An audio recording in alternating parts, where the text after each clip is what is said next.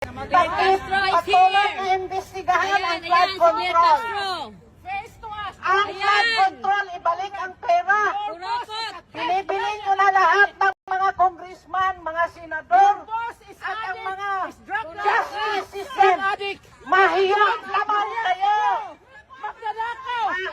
Mahiyang kayo sa pera ng Ayan, si Fidel Castro. Bring back the money to the coffers of Filipino. Your face is ugly than what you are. Because you're a liar. Ma'am, You're a traitor. singganana, You are a thief. Ilungtana na po, singganan po kagwapa sa inyo. Pero tani ang kwarta sang Pilipino, ibalik nyo. Kaluoy ang mga Pilipino. Ginaubos na ninyo ang kwarta sa flood control. Please. Please. Please.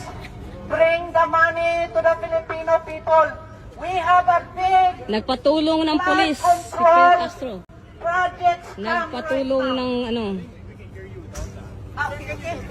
nagpatulong ng pulis. Is freedom of speech. Is freedom of speech our... Yeah, that's the secretary. Who is staying Secretary. in a 5,000 suite. Yan siya. You can film them all you want, no problem. Yeah, we just want to let her know. Feel free to say whatever you want. Yeah. She lies.